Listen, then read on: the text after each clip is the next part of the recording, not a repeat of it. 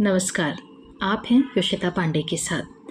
आपको बतला दें कि ये जो चंद्र ग्रहण है वो 7 सितंबर 2025 को खगोलीय घटना घटित हो रही है। जी हाँ, 7 सितंबर 2025 को पूरे विश्व में, पूरे देश में चंद्र ग्रहण लग रहा है।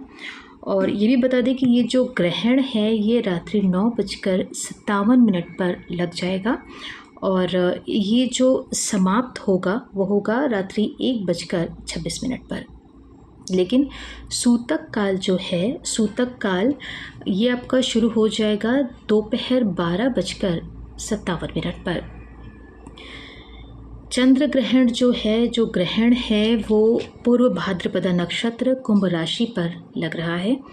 तो अगर हम देश दुनिया की बात करें, विश्व की बात करें, तो ये देश दुनिया के लिए ये स्थिति अच्छी नहीं रहने वाली है। कहीं ना कहीं अशांति की स्थिति पैदा हो सकती है, मानसिक द्वंद्व हो सकता है क्योंकि चंद्रमा पीड़ित हो रहा है।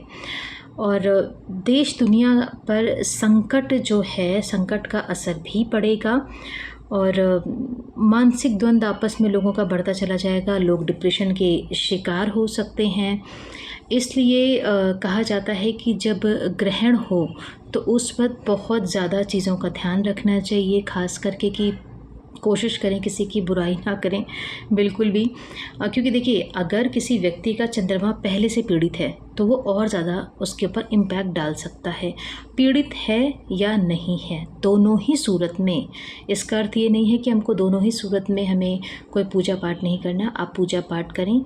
क्यों कहा जाता है कि जब ग्रहण लगता है तो हमें बहुत चीज़ों का ध्यान देना पड़ता है। मतलब खास करके कि आप सबसे पहले ये कोशिश करें कि आप फालतू की बातों में ना पड़ें। जितना समय आपके पास ग्रहण का है वो सारा समय कोशिश करिएगा कि आप अपना जो समय है वो पूजा पाठ आराधना में वो समय आप व्यतीत करें। चंद्रमा के मंत्रों का जाप करें, उनकी चैंटिंग करें और भगवान शिव की, शंकर जी की आराधना ज़रूर करें। जब कहते हैं ना, और ये भी कोशिश करिएगा कि आप मौन साधना भी कर सकते हैं, या अगर आपको लगता है कि आपकी स्थिति ये नहीं है कि आप पूजा पाठ कर पा रहे हैं, आप थोड़ा व्यस्त हैं, तो आप मानसिक तौर पर भी पूजा कर सकते हैं। सूतक काल जब दोपहर 12:57 पर प्रारंभ होगी तो सूतक काल में खाना पीना वर्जित होता है। लेकिन कोशिश करिएगा कि मैं ये तो नहीं कहूँगी कि देखिए, अगर आप नौकरी पेशा वाले हैं, कुछ काम कर रहे हैं, व्यस्त हैं, तो आप बिल्कुल भी नहीं खा सकते। कई बार ऐसी स्थितियाँ बनती हैं कि आपको लगता है कि नहीं आपको खाना है, तो उस दौरान क्या करें? उस वक्त आप ये कर सकते हैं कि कोशिश ये करें कि आप कहते हैं कि आप लिक्विड डाइट ले सकते हैं। आप लिक्विड डाइट में आप वैसे तो वर्जित है, लेकिन हाँ, लिक्विड डाइट वर्जित नहीं है। आप लिक्विड डाइट ले लें और चाय पी सकते हैं। हालांकि कई लोग चाय नहीं भी पीते हैं। शायद मेरे इस वीडियो पे कई कटाक्ष भी आ जाए कि आपने चाय पीना कैसे बोल दिया कि जब सारी चीज़ें वर्जित हैं। लेकिन देखिए, देश काल पात्र को देख करके हमेशा जीवन में निर्णय लेना चाहिए, ऐसा मेरा मानना है। कि कई बार ऐसा होता है कि आपकी स्थिति उतनी अनुकूल नहीं है, आप नहीं रह पा रहे हैं, आप उन चीज़ों का पालन नहीं कर पा रहे हैं, बशर्ते कि आपकी तबीयत बिगड़े, आपको उल्टियाँ स्टार्ट हों, उससे ठीक है कि आप उतना ना सही पर थोड़ी बहुत चीज़ों को आप अपने हिसाब से आप चाय पी लीजिए। अगर आपको लगता है कि आप बिल्कुल भी नहीं रह पा रहे हैं तो आप चाय पी सकते हैं, पानी पी सकते हैं, लिक्विड डाइट लीजिए। और सबसे अहम बात, सूतक जब ख़त्म हो उसके बाद स्नान ध्यान करिए, नहाइए। नहाने के बाद गंगा जल अपने घर के मंदिर से लेकर के अपने घर के प्रांगण तक में थोड़ा थोड़ा गंगा जल आप छिड़क दें। उससे क्या होगा कि जो सूतक लगा होता है ना, वो कहीं ना कहीं आपकी चीज़ें वो कट जाती हैं। और जो आपके खाने पीने की वस्तुएं हैं, आपको लगता है कि अमूमन कई बार घर में हम बना के कई चीज़ें थोड़ी बच जाती हैं और लगता है कि हम फेंक भी नहीं सकते उसको, तो उसमें थोड़ा सा तुलसी दल आप डाल सकते हैं। जैसे कि कुछ चीज़ में आप तुलसी दल डाल सकते हैं। दूध है, मलाई है। हालांकि घी और मलाई में इस तरीके का जो नियम है वो सूतक में काउंट नहीं होता, बट फिर भी आप एहतियातन वो कर सकते हैं।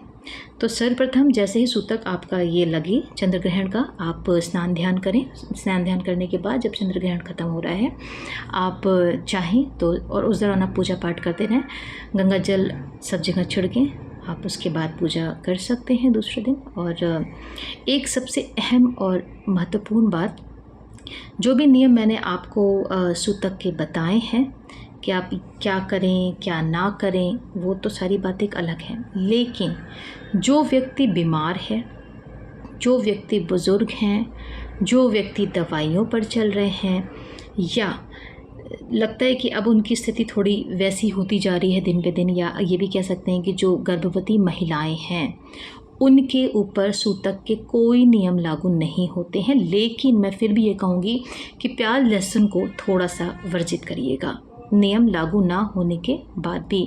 और एक सबसे इम्पॉर्टेंट बात मैं बता दूं, जो मैंने बचपन से सुना है और मैंने कहीं ना कहीं पढ़ा भी था, वो कि जो गर्भवती महिलाएं होती हैं, ये सुना था मैंने कि जैसे कि सब्ज़ी ना काटें उस दौरान, ठीक है, थोड़ा सा इन चीज़ों का परहेज़ कर लें, या रात हो गई है तो बाहर ना निकलें। मतलब उसकी जो छाया है, वो चाहे रोगी हों, चाहे गर्भवती महिलाएं हों, चाहे बुज़ुर्ग हों, चाहे इस प्रकार के कोई भी व्यक्ति हों, उनको अपना इसमें विशेष ध्यान रखना चाहिए। बाकी पूजा पाठ करना ये हर व्यक्ति को करना चाहिए। नमस्कार।